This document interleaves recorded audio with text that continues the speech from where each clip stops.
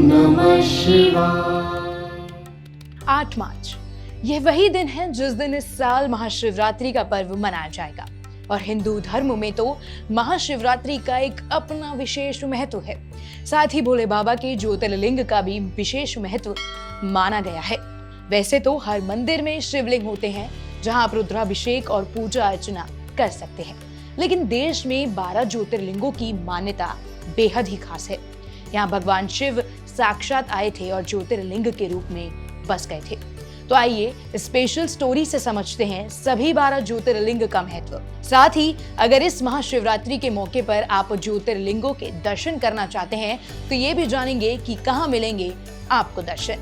नमस्कार, मैं हूं समृद्धि कौशिक। ज्योतिर्लिंग के बारे में जानने से पहले ज्योतिर्लिंग का अर्थ समझना बहुत जरूरी है।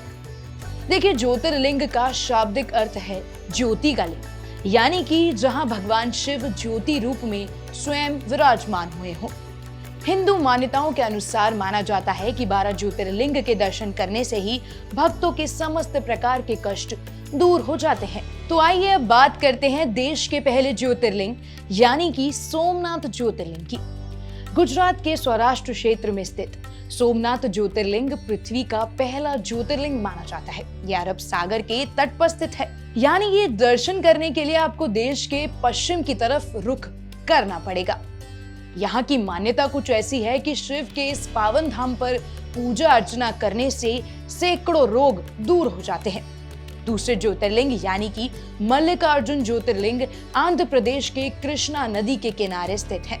इस मंदिर को दक्षिण का कैलाश भी कहा जाता है और मान्यता कुछ ऐसी है कि ज्योतिर्लिंग के दर्शन करने मात्र से ही व्यक्ति को उसके सभी पापों से मुक्ति मिल जाती है।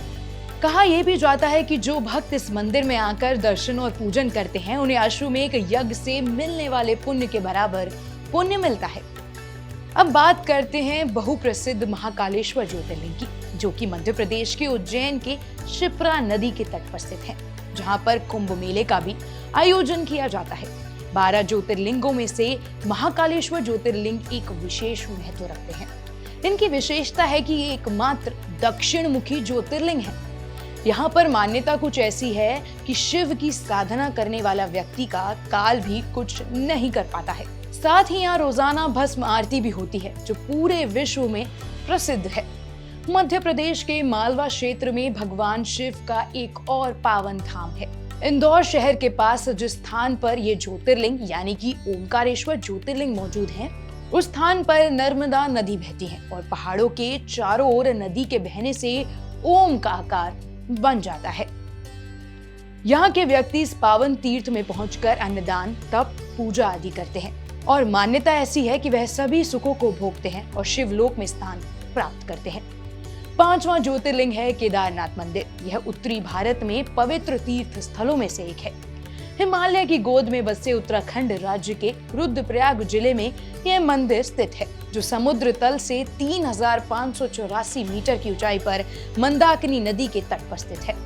इस मंदिर के कपाट अप्रैल महीने में खुलते हैं और नवंबर में कपाट बंद हो जाते हैं। इस मंदिर को शिव का प्रिय स्थान भी बताया गया है। देखिए, महाराष्ट्र में 3 ज्योतिर्लिंग हैं और सभी 12 ज्योतिर्लिंगों में से भीमा शंकर छठे स्थान पर आते हैं। यह ज्योतिर्लिंग मोटेश्वर महादेव के नाम से भी जाने जाते हैं, क्योंकि उनका आकार काफी मोटा है। यह पुणे के पास 110 किलोमीटर दूर सह्याद्री नामक पर्वत पर है। यह मान्यता कुछ ऐसी है कि इस मंदिर के दर्शन करने मात्र से ही व्यक्ति के सभी दुखों का नाश हो जाता है और यहीं से भीमा नदी भी निकलती है। काशी विश्वनाथ मंदिर। काशी विश्वनाथ शिव जी के सभी 12 ज्योतिर्लिंगों में से एक महत्वपूर्ण मंदिर है। यह उत्तर प्रदेश के वाराणसी में स्थित है, जिसे काशी भी कहा जाता है। काशी विश्वनाथ को विश्वेश्वर ज्योतिर्लिंग भी कहा जाता है। यहाँ की मान्यता कुछ ऐसी है कि प्रलय आने के बाद भी सारी धरती डूब जाती है, लेकिन यह मंदिर यहीं रहता है। इसी कड़ी में अगले ज्योतिर्लिंग है त्र्यंबकेश्वर ज्योतिर्लिंग। यह भी महाराष्ट्र में ही स्थित है। यह नासिक से 30 किलोमीटर दूर पश्चिम में गोदावरी नदी के किनारे पर है। कहा ऐसा जाता है कि भगवान शिव को गौतम ऋषि और गोदावरी नदी के आग्रह पर यहाँ ज्योतिर्लिंग के रूप में रहना पड़ा था और यह मंदिर पूरी तरह भगवान शिव को ही समर्पित है। इसके बाद बारी आती है झारखंड के देवघर में बैद्यनाथ ज्योतिर्लिंग की, जिन्हें बैजनाथ भी कहा जाता है। कहा जाता है कि भोलेनाथ यहाँ आने वाले सभी भक्तों की मनोकामनाएं पूरी करते हैं। साथ ही सभी 12 शिव ज्योतिर्लिंग स्थलों में से बैद्यनाथ धाम का महत्व इसलिए भी है क्योंकि भारत के 51 शक्तिपीठों में से ये एक है और यहाँ माता सती का हृदय गिरा था, इसलिए इसे हृदय पीठ भी कहा जाता है। नागेश्वर ज्योतिर्लिंग गुजरात के बड़ौदरा क्षेत्र में गोमती द्वारका के करीब यह स्थित है। पुराणों में भगवान शिव को नागों का देवता बताया गया था और नागेश्वर का अर्थ होता है नागों का ईश्वर। यहाँ सावन के महीने में पूजा अर्चना करने का अलग ही महत्व है।